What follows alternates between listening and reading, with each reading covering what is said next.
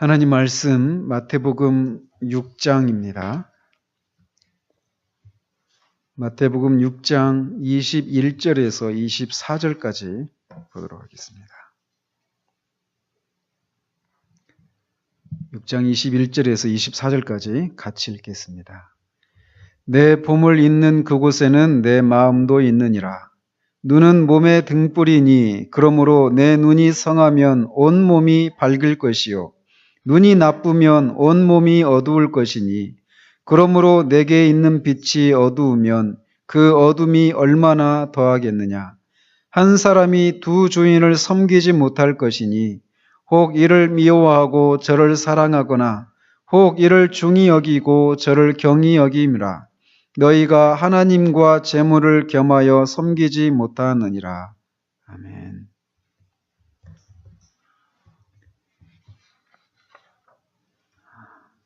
우린 지난주에 땅에다 보물을 쌓지 말고 하늘에 보물을 쌓으라라고 하는 이 주님의 명령에 대해서 살펴보았습니다. 그러면서 하늘에 보물을 쌓는 것은 불의한 청지기 비유나 마태복음 25장에 나오는 것처럼 우리가 가지고 있는 모든 것, 이건 단지 재물만이 아닙니다. 그 모든 것으로 우리 주변에서 우리가 가지고 있는 것들을 필요로 하는 그런 사람들에게 그런 것들로 그들의 필요를 채우는 것, 이것이 하늘의 보화를 쌓는 삶이다라고 말씀드렸습니다.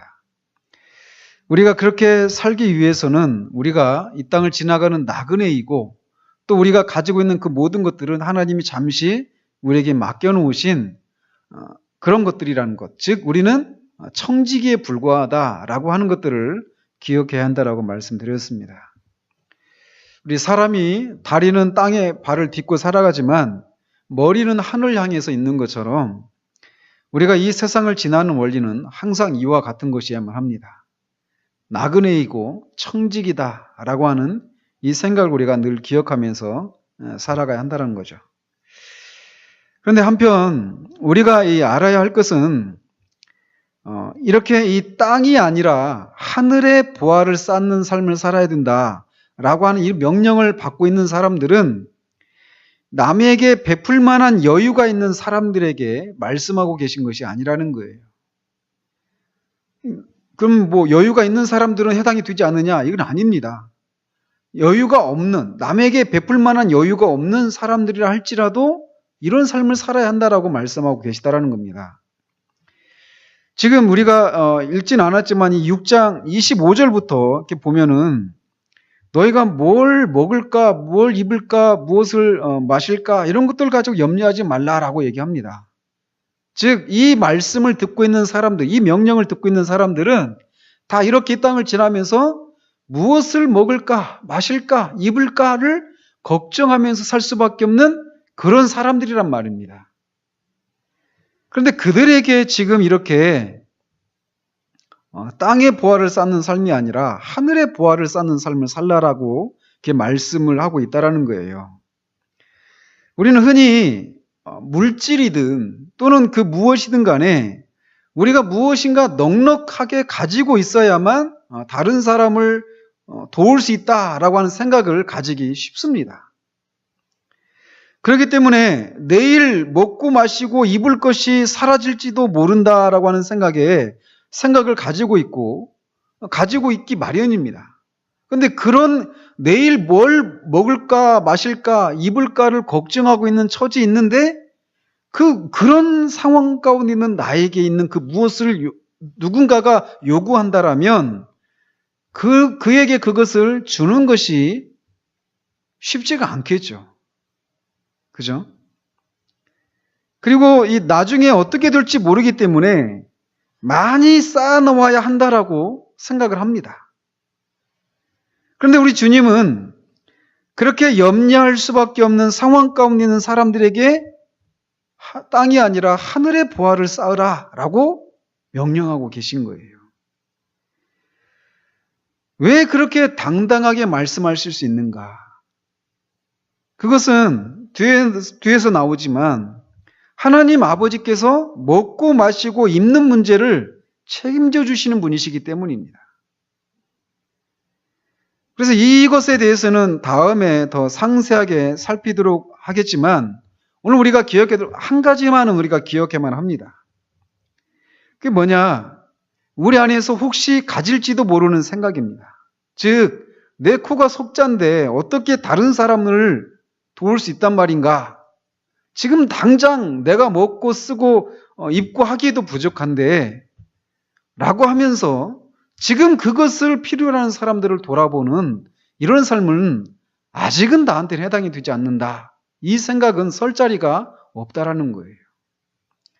근데 그렇게 이걸 주면 내일은 내가 어떻게 사느냐? 이게 지금 해결이 안 돼 있어요. 그런데도 그렇게 할 수 있는 동력이 뭐냐? 내일 것은 또 하나님이 주신다라는 거예요.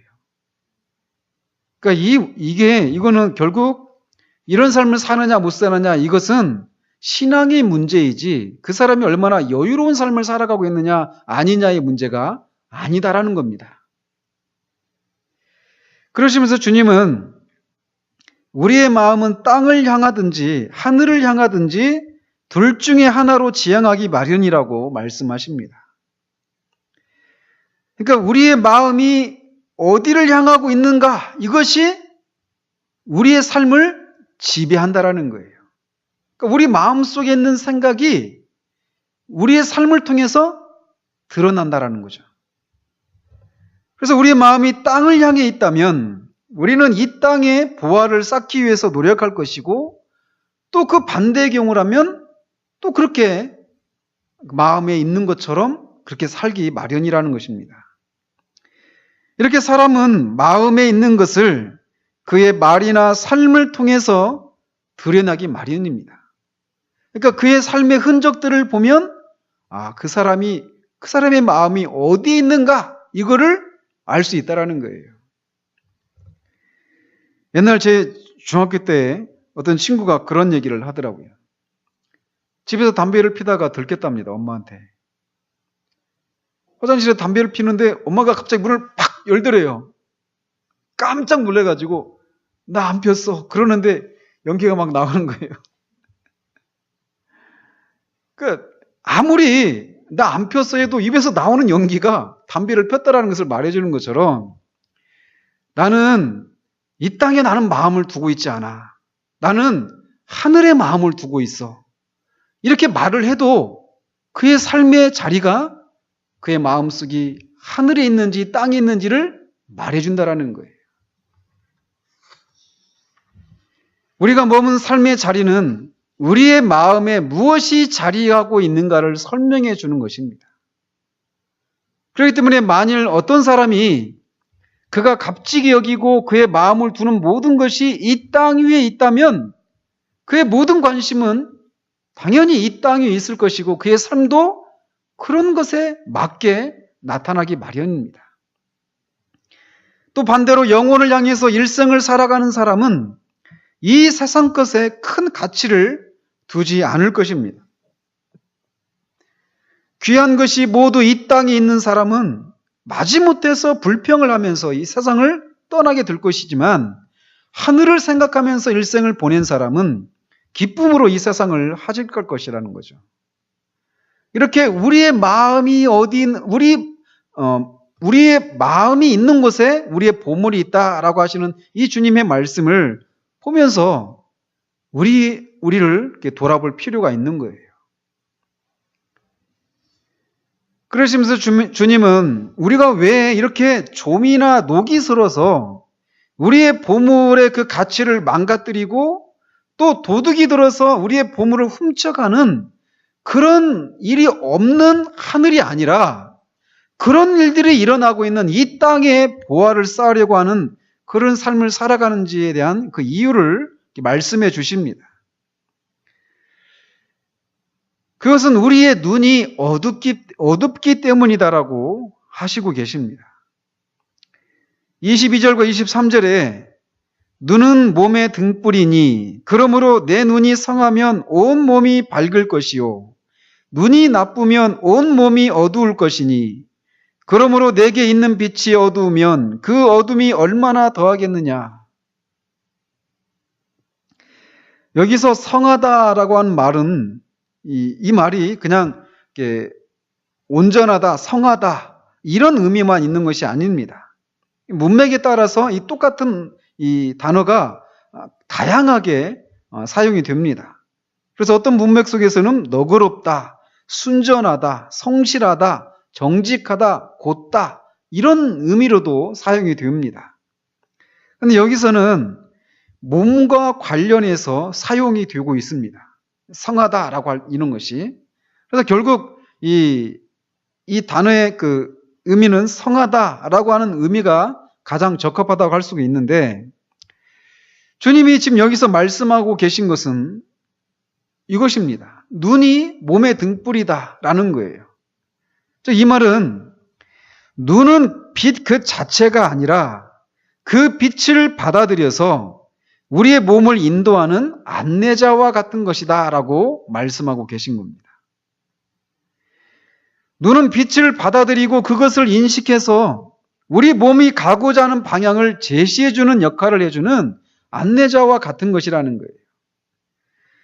그렇기 때문에 아무리 밝은 햇빛이 태양이 비치고 있더라도 그 빛을 분간하고 받아들일 수 있는 눈이 없거나 눈이 있더라도 그 눈이 성하지 않으면 그 사람은 바른 길이나 또는 가고자 하는 대로 갈 수가 없다라는 거죠. 오히려 위험한 데로 가기 쉽다라는 겁니다. 이렇게 눈이 성해야만 사물을 바르게 분별할 수 있고 바른 길을 향해 나갈 수 있는 것입니다. 이렇게 그런 측면에서 보면 눈이 몸의 등불이다라고 말할 수 있는 것이죠. 등불이 그렇게 가고자 하는 사람들을 이렇게 길을 이렇게 비춰주는 것처럼 말이죠. 이렇게 육체적인 눈이 우리의 온몸을 인도하는 역할을 하는 것처럼 우리에게 또 다른 눈이 필요하다라는 거예요. 있다라는 겁니다. 즉 우리의 속사람을 밝게 하고 도덕적이고 영적으로 우리를 인도하며 또 하늘에 계신 아버지와 계속적으로 교제하기 위한 영적인 눈, 그것이 있는데 그것이 바르게 되어 있어야 한다라고 말씀하고 계신 거예요. 이 영적인 눈이 성하지 않으면 우리는 어둠에 처하게 된다라는 거죠. 이렇게 우리 영적인 눈이 어두워지면 영원하고 변화도 없고 항상 목마르지 않고 충만한 성격을 가지고 있는 하늘에다가 우리의 보화를 쌓는 그런 삶을 살아가게 되는데, 이 영적인 눈이 어두워지게 되면 이 땅에 보화를 쌓는 삶을 살아가게 된다라는 거예요. 이 세상을 바라보는 우리의 관점이 어떤가에 따라서 우리는 이 땅에 보화를 쌓든지 하늘의 보화를 쌓든지 한다라는 겁니다.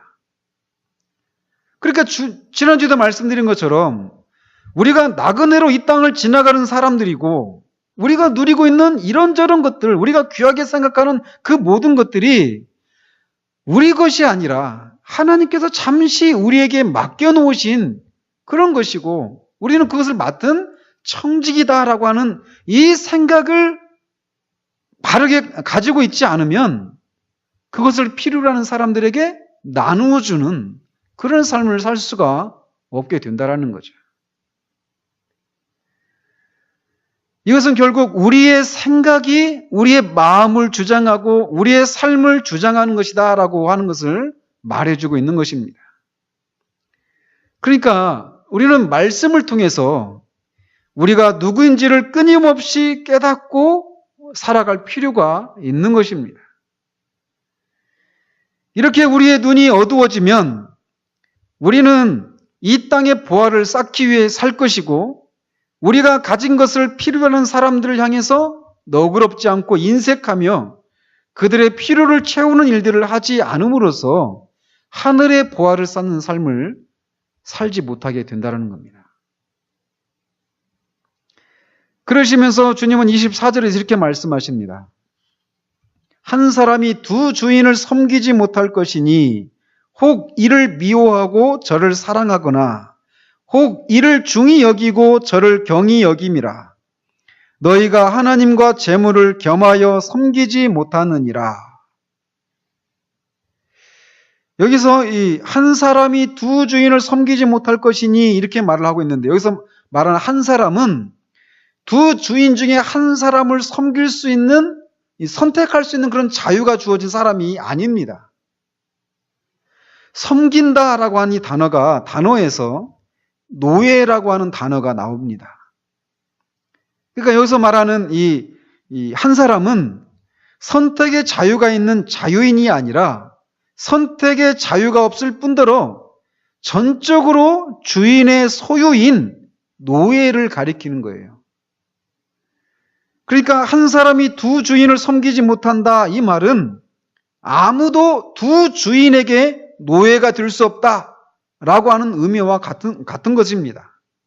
그러니까 한 사람에게 노예일 뿐이, 한 사람의 노예이지 이 사람의 노예이기도 하고 저 사람의 노예이기도 하고 이런 것은 있을 수가 없다라는 거예요. 그러시면서 그 두 주인이 하나님과 재물이라고 말씀하십니다. 그래서 하나님을 섬기든지 재물을 섬기든지 또는 하나님을 사랑하든지 사랑하고 재물을 미워하든지 반대로 재물을 사랑하고 하나님을 미워하든지 이 둘 중에 하나이지 이 둘을 같이 동시에 섬기는 일은 없다라고 말씀하고 계신 거예요. 근데 보십시오. 물질을 섬긴다라고 할 때 그 섬긴다라고 하는 이 말이 하나님을 섬긴다라고 할 때 쓰였던 단어와 똑같습니다. 그러니까 어떻습니까? 하나님을 섬긴다 라고 하는 것은 하나님을 예배한다. 그죠? 하나님을 하나님으로, 하나님을 신으로 인정하고 그를 신뢰하고 그를 예배하고 경배하고 하는 것을 말하는 겁니다. 근데 그 똑같은 단어를 재물을 섬긴다고 할 때 그 재물에게도 사용하고 있단 말이죠. 즉 그러니까 여기서 말하는 재물은 하나님을 섬기는 것처럼 그렇게 재물을 섬김의 대상, 이게 뭡니까? 신이란 말이에요. 신. 재물을 신으로 섬기는 겁니다. 여기서 말하는 그래서 이 물질이, 그러니까 결국 이 말은 물질을 신으로 생각하든지 하나님을 신으로 생각하든지 이 둘 중에 하나라는 겁니다. 여기서 말하는 재물은 재물에 해당되는 헬라어 단어가 뭔지 아십니까? 우리가 잘 알고 있는 단어예요. 맘몬이라고 하는 이 단어를 아시죠? 맘몬. 원래 이 말의 의미는 이 맘몬이라고 하는 이 단어의 유래가 불분명합니다. 그런데 이제 윌리엄 바클레이라고 하는 학자가 그렇게 얘기를 해요. 근데 좀 어느 정도 근거가 있는 것 같습니다. 그가 얘기하기를 이 맘몬이라고 하는 이 단어의 의미는 물질적 소유를 의미했다고 말을 합니다. 그래서 처음부터 이게 나쁜 의미가 있었던 단어가 아니라는 거예요. 그러니까 물질적 소유, 이런 의미였단 말이죠. 그래서 이 랍비들의 말들에도 내 이웃의 만몬을 내 자신의 것 같이 귀하게 여겨라, 이런 말이 있다고 합니다. 그러니까 내 자신이 갖고 있는 물질, 재물과 같이 다른 사람의 재물도 그렇게 귀하게 여겨라, 이런 의미로 그렇게 사용했다라는 것이죠. 그래서 이 만몬이라고 하는 말이 원래는 맡기다라고 하는 뜻을 가진 그런 어근에서 이렇게 유래했다고 합니다. 즉 이 말은 사람이 은행이나 어떤 그 안전한 금고에다가 금고에 맡긴 것을 의미하는 거예요. 그렇기 때문에 처음에 만몬이라고 하는 이 말은 어떤 사람이 자기를 위해서 안전하게 보관하려고 다른 사람에게 맡긴 재물을 말하는 것이었다는 것이죠. 근데 이게 시간이 지나면서 이렇게 자기가 안전하게 보관하기 위해서 다른 사람에게 맡겨진 그런 재물, 이 맡겨진 것이라고 한 이 의미가 시간이 지나면서 사람이 믿어버리는 것, 이런 식으로 의미가 바뀌게 되었다라는 거예요. 그러면서 이 만몬이라고 하는 단어가 이제 대문자로 쓰여지기 시작했다라는 것이죠. 그러면서 이 신과 같이 인식되게 되었다라는 거예요. 만몬이라고 하는 단어가. 아까도 말씀드렸지만 신이 뭡니까? 신은 우리 인간이 전적인 신뢰를 거는 대상. 이게 바로 신입니다. 그래서 사람이 물질적인 것을 믿을 때 그 물질적인 것이 자기를 보조해 주는 것이 아니라 자기 신이 되어버렸다라는 것이죠. 이 만몬이라고 하는 것이.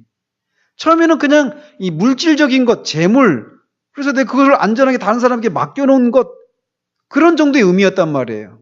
근데 이것이 시간이 지나면서 이것 자체가 내가 이렇게 신뢰하는 그런 것이 되어버렸다는 것입니다.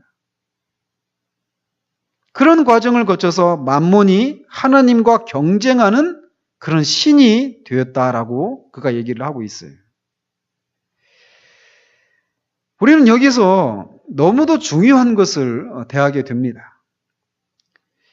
우리 안에 얼마나 재물도 섬기고 하나님도 섬길 수 있을까라고 하는 생각들이 많이 있는가라는 거예요. 언제나 그런 건 아니지만 특별히 우리가 어떤 재물이 부족하다라고 생각할 때 흔히 이런 생각을 하게 됩니다. 그러면서 내가 재물을 많이 가지고 있으면 하나님을 잘 섬길 수 있을 텐데 라고 생각을 한단 말이죠. 근데 이게 정말 순수한 생각에서 나오는 생각일 수도 있지만 그렇지 않은 경우들도 많이 있다라는 거예요. 그래서 우리가 이 재물을 섬기고 또 하나님을 섬기는 것이 같이 있을 수 있다라고 하는 생각을 가지기 쉬운데 이게 그렇지 않다라는 겁니다. 로이드 존스 목사님이 그의 설교집에서 보니까 인용한 예화가 하나가 있더라고요. 그분도 어떤 목사님으로부터 들은 어떤 실제 있었던 얘기인데 어떤 얘기냐면 어떤 농부가 있었답니다. 근데 어떤 농부가 그날 이제 집에 들어오는데 막 굉장히 기쁘고 흥분해가지고 그런 기쁘게 이제 집에 들어왔습니다. 그러니까 그 아내가 이제 자초지종을 이렇게 물었어요. 왜 이렇게 기쁘게 이렇게 다른 날과 같이 다르게 그렇게 막 기쁜 모습으로 들어오는지 물었습니다. 그러니까 농부가 하는 얘기가 우리 집에서 키우고 있는 그 암소가 새끼 송아지를 2마리를 낳았다라는 거예요. 한 마리는 흰 송아지, 한 마리는 붉은 송아지. 그래서 너무 이제 그 송아지가 났으니 지금이야 속값 뭐 폭락하고 이런 일도 있지만 옛날에는 큰 재산이었잖아요. 이 송아지가 2마리가 났다랍니다. 그러니까 너무 이제 기쁘고 즐거워서 그렇게 들어온다라고 얘기하면서 이 송아지를 둘 중에 한 마리를 하나님께 바쳐야 되겠다라고 얘기를 했답니다. 그러니까 아내가 어떤 송아지를 바칠 거냐라고 얘기하니까 그건 이제 키워서 뭐 그건 나중에 결정해도 되는 거니까 일단 하나님 앞에 이제 바치겠다 이렇게 얘기하고 시간이 흘러서 몇 달이 흘렀답니다. 어느 날 농부가 집에 딱 들어왔는데 완전히 울상을 해가지고 이렇게 들어왔어요. 무슨 일이 있느냐?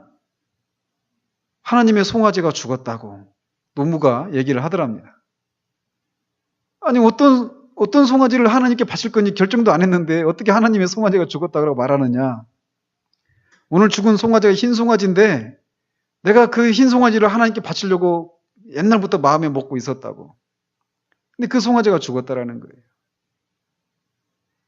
우스운 얘기일 수 있지만 이 얘기들 속에 우리가 하나님과 재물과의 관계 속에 어떤 생각을 갖고 있는가라고 하는 것을 이렇게 보여주는 것이라는 거죠. 우리는 하나님이냐 우상이냐를 선택해야 될 그런 위기의 순간에 우리는 얼마나 쉽게 우리가 귀하게 생각하는 것을 나중에 드리고 하나님의 것을 먼저 이렇게 양보해버리는 이런 식의 생각을 하기 쉽은가라는 거예요. 이 농부의 얘기가 그런 것을 아주 잘 보여주고 있는 것이죠.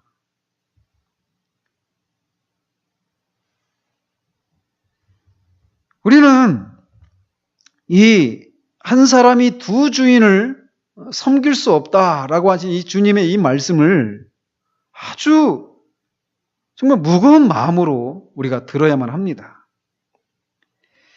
우리는 여기서 신적인 존재가 요구하는 것은, 그를 섬기는 그런 노예에게 요구하는 것은 전적인 헌신을 요구한다라고 하는 것을 우리가 배우게 됩니다.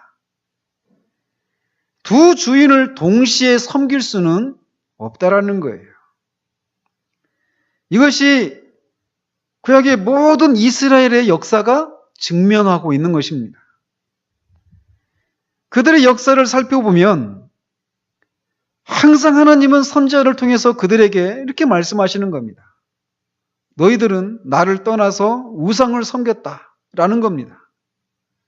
그런데 그들의 이스라엘 백성들의 항변은 이거예요. 아니, 언제 우리가 하나님을 섬기는 자리에서 떠난 적이 있습니까?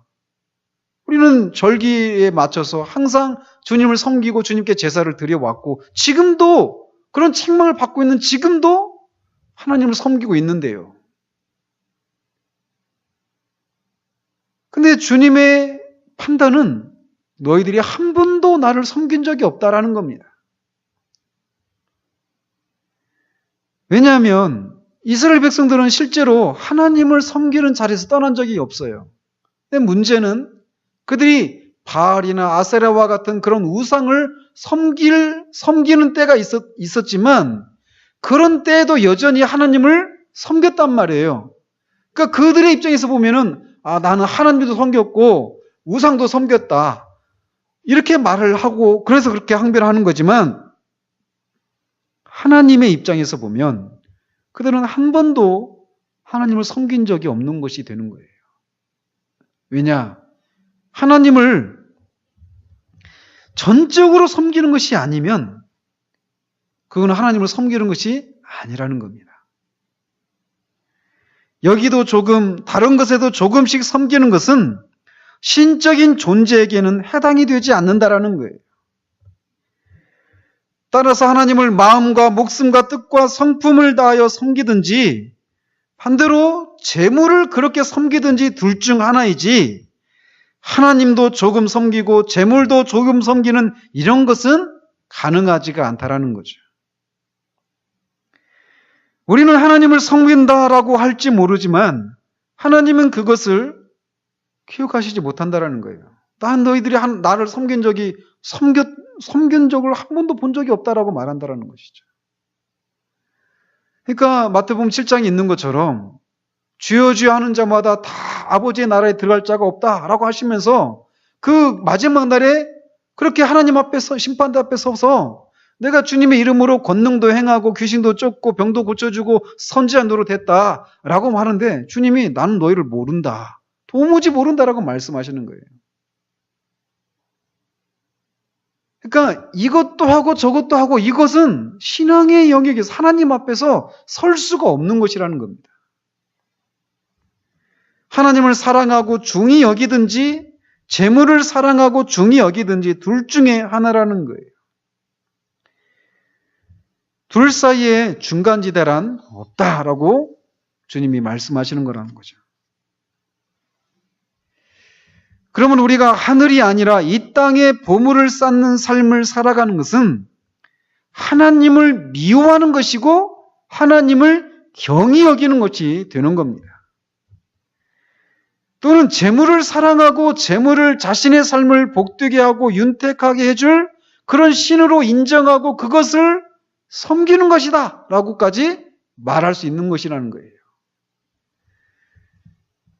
재물이 이 땅을 지난 우리의 삶을 보장해주고 우리를 안전하게 지켜줄 그런 것이라고 생각하고 그것을 섬기는 것, 그것이 바로 이 땅의 보화를 쌓는 삶을 살아가는 원인이라는 겁니다. 그러니 이것은 결코 작은 문제가 아니라는 겁니다. 우리 자신의 삶을 돌아볼 수 있기를 바랍니다.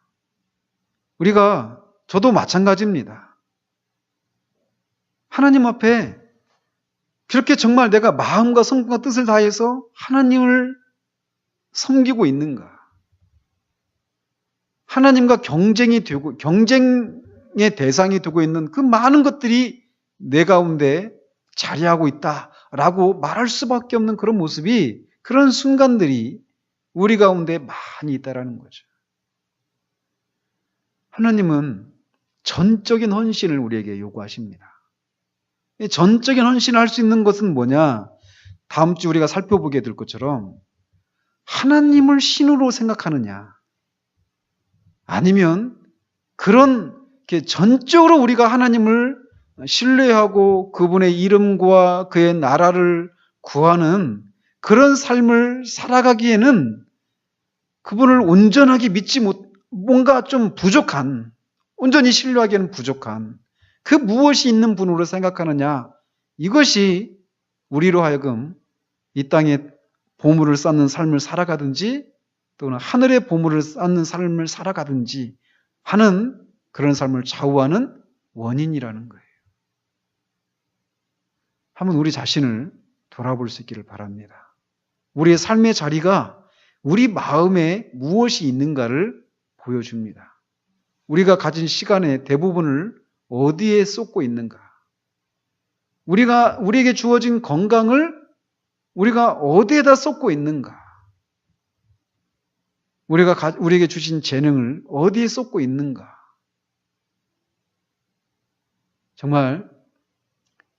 정말 우리 모두가 진짜 하나님 앞에 우리의 마음과 성품과 뜻을 다해서 정말 주님만을 우리가 섬기고 또 주님만을 신뢰하기 때문에 내일 당장은 먹을 것이 없고 입을 것이 없고 마실 것이 없어서 우리가 불안해질 수 있고 염려할 수 있는 상황인데도 불구하고 하나님이 우리에게 그 무엇을 요구하실 때 기꺼이 그거를 필요로 하는 사람들에게 내어줌을 통해서 하늘의 보화를 쌓는 삶을 살아가는 그런 우리 모두가 되어지기를 우리 주님의 이름으로 축원드립니다.